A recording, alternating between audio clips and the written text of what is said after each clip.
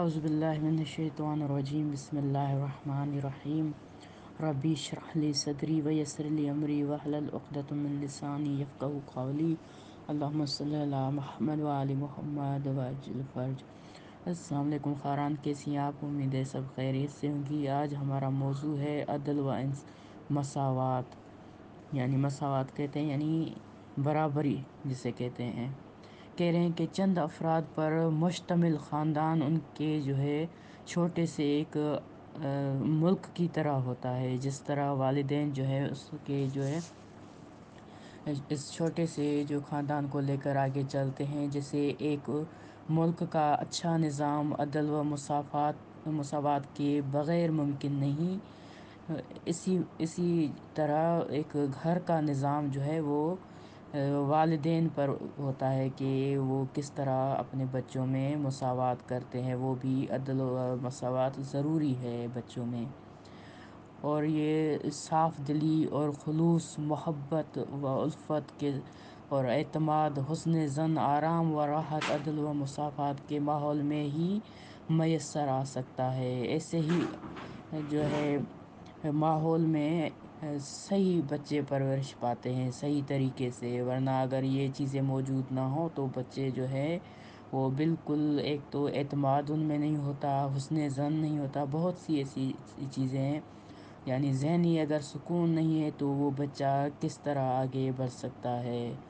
یا والدین اگر مساوات نہیں کریں گے، برابری نہیں کرتے، تو بچے احساس کمتری کا شکار ہو جاتے ہیں۔ تو والدین کے لیے ضروری ہے کہ بچوں میں مساوات کریں، اور ان کی جو چھپی ہوئی صلاحیتیں ہیں وہ نکھر سکتی ہیں، لیکن وہ بھی والدین کی توجہ کی وجہ سے۔ اور والدین سے عمل وہ سیکھتے ہیں، وہ عدل و مساوات کا درس لے سکتے ہیں والدین سے۔ جب وہ والدین کو دیکھیں گے کہ وہ ہی عدل کرتے ہیں اور مساوات کرتے ہیں، تو بچے بھی وہی سیکھتے ہیں۔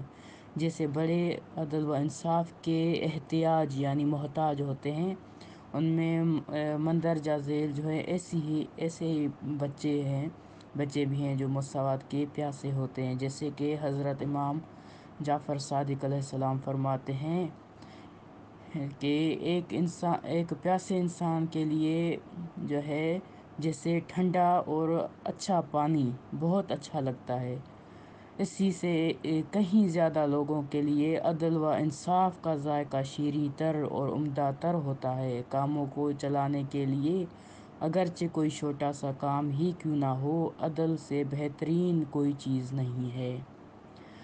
آگے امام علیہ السلام فرماتے ہیں، 3 طرح کے لوگ قیامت میں خدا کے قریب تر ہوں گے۔ فرمایا کہ اول کہ وہ غصے کے عالم میں اپنے ماتحتوں پر ستم نہ کرے، یعنی جیسے آقا اپنے غلام پر۔ دوسرا کہ جو 2 افراد میں صلح کے لیے ان کے پاس آئے جائے لیکن حق کی ذرا بھر خلاف ورزی نہ کرے، یعنی حق کا ساتھ دے۔ تیسرا پوائنٹ ہے حق کہے اگرچہ خود اس کے اپنے نقصان میں ہی کیوں نہ ہو۔ اللہ تعالیٰ قرآن میں ارشاد فرماتا ہے، ان اللہ یأمر بالعدل والاحسان، کہ اللہ تعالیٰ عدل اور نیکی کا حکم دیتا ہے۔ عادل اور منصف والدین ہوتے ہیں، سب بچوں سے ایک جیسا سلوک کرتے ہیں اور کسی کو دوسرے پر ترجیح نہیں دیتے۔ بیٹی ہو یا بیٹا، خوبصورت یا بد شکل، بڑا ہو یا چھوٹا، باصلاحیت ہو یا کم صلاحیت رکھنے والا، یعنی اکثر دیکھا جاتا ہے جو صلاحیت رکھتا ہے یا زیادہ بولنے والا، اس سے ہی سب کچھ مانا جاتا ہے، لیکن وہ دوسرا بچہ ہے اسے احساس کمتری میں ڈالا جاتا ہے۔ جسمانی طور پر سالم ہو یا غیر سالم، یعنی تھوڑا سا نقص ہو تو وہ بچہ تھوڑا سالم سے کم پسند آتا ہے۔ سب کو اپنی اولاد سمجھتے ہیں اور ان کے درمیان تفاوت کے قائل نہیں ہوتے، یعنی اختلاف کے۔ اور مہربانی، اظہار محبت، پیار، احترام، کھانے پینے، لباس، جیب خرچ، گھر میں کاموں کی تقسیم اور زندگی کے باقی تمام امور میں بچوں کو برابر سمجھتے ہیں اور سب سے ایک ایک طرح کا سلوک کرتے ہیں۔ آگے کہہ رہے ہیں کہ گھر کے ماحول میں بچے عملی طور پر والدین سے ناانصافی کا سبق سیکھیں گے اگر انصاف نہ کیا جائے، اور رفتہ رفتہ یعنی آہستہ آہستہ اس کے عادی ہو جائیں گے۔ دوسرا یہ کہ جن بچوں سے ناانصافی کی گئی ہو، والدین کے بارے میں ان کے دل میں کینہ پیدا ہو جاتا ہے، ممکن ہے وہ کسی رد عمل کا مظاہرہ کریں اور نافرمانی جو ہے اس کے اور سرکشی پر اتر آئیں، یعنی کیونکہ وہ بچہ دیکھتا آتا ہے کہ نافرمانی، پھر اس میں جو ہے وہ شروع کر دیتا ہے نافرمانی کرنا۔ آگے کہہ رہے ہیں کہ غیر جو ہے عادلانہ سلوک جو ہے وہ بہن بھائیوں کے درمیان حسد اور جو ہے دشمنی پیدا کر دیتا ہے، اور وہ ہمیشہ لڑتے جھگڑتے رہتے ہیں۔ ممکن ہے کہ وہ کسی سخت رد عمل کا اظہار کریں اور کسی مسئلے پر اثر انداز جو ہے یہ ہوتا ہے کہ کسی مسئلے پر شرارت اور زیادتی کے مرتکب ہوں، یعنی یہ بچوں میں بھی برا اثر ہوتا ہے اس کا بچوں پر۔ چوتھے پوائنٹ میں کہہ رہے ہیں کہ وہ بچے جن سے ناانصافی کی گئی ہے احساس محرومی و مظلومی کا شکار ہو جاتے ہیں، اور ان کی جو بات ان کے دل میں جو بیٹھ جاتی ہے، ممکن ہے یہی بات ان کی پریشانی و اضطراب، بے چینی، اعصاب کی کمزوری اور متعدد نفسیاتی بیماریوں کا باعث بن جائے۔ ان تمام جو ہے قباحتوں کے ذمہ دار وہ والدین ہیں جنہوں نے عدالت و مساوات کے لازمی قانون کی خلاف ورزی کرتے ہوئے جو ہے فرق روا رکھا۔ اصلاً یہ فرق جو ہے غلط ہے، یہ فرق نہیں کرنا چاہیے۔ کہہ رہے ہیں کہ جیسے سانس لینا بچے کے لیے ضروری ہے، ایسے ہی کھیل کود جو ہے اس کے لیے ایک فطری امر ہے، یعنی بچہ چاہتا ہے کھیلنا، ہمیشہ سے یہ ہوتا رہا ہے کہ بچے کا بہت دل کرتا ہے، اور بالخصوص جب وہ دوسرے بچے کو دیکھے۔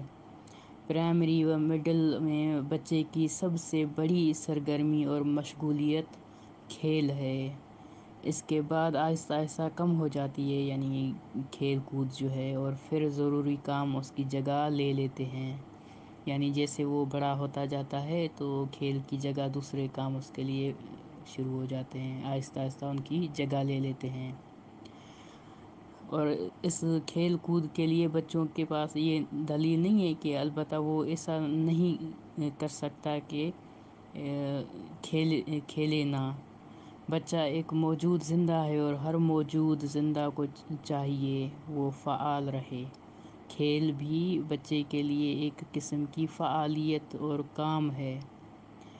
بچے کا نہ کھیلنا اس کی بیماری اور ناتوانائی کی علامت ہے۔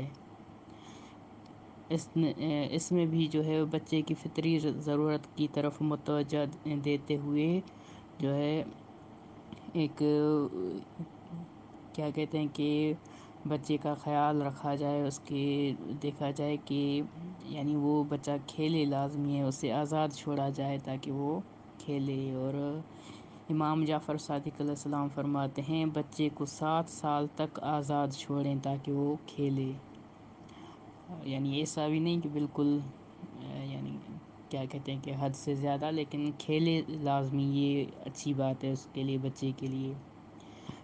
رسول خدا صلی اللہ علیہ وآلہ وسلم ایک مرتبہ بچوں کے پاس سے گزر رہے تھے کہ جو مٹی سے کھیل رہے تھے، آپ کے بعض اصحاب نے انہیں کھیلنے سے منع کیا۔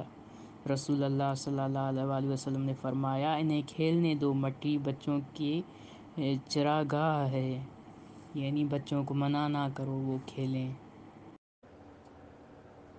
اس کے بارے میں جو امیر المومنین حضرت علی علیہ السلام نے اپنے بیٹے امام حسن علیہ السلام سے فرمایا کہ بچے کا دل جو ہے خالی زمین کی مانند ہوتا ہے، جو چیز بھی اس میں ڈالی جائے اسے قبول کر لیتا ہے، اسی لیے اس سے پہلے کہ تمہارا دل سخت اور مشغول ہو جائے، یعنی مصروف ہو جائے تو تمہیں مؤدب بنانے کے لیے قدم اٹھایا گیا یا اٹھایا جائے، یعنی بچے کے لیے، کیونکہ اس سے پہلے کہ بچہ جو ہے بڑا ہو جائے بعد میں وہ آپ کا کہنا نہ مانے، بہتر ہے کہ وہ بچپن میں ہی آپ لوگ اپنا کام شروع کر دیں کہ بچے کی تربیت کرنی ہے، اسے اخلاق، دینی تربیت اس کی کیسی کرنی ہے، دین کی طرف راغب کرنا ہے اسے، نہ کہ دنیا کی طرف۔ وہ زیادہ تر والدین کا بھی ہاتھ ہوتا ہے اس میں۔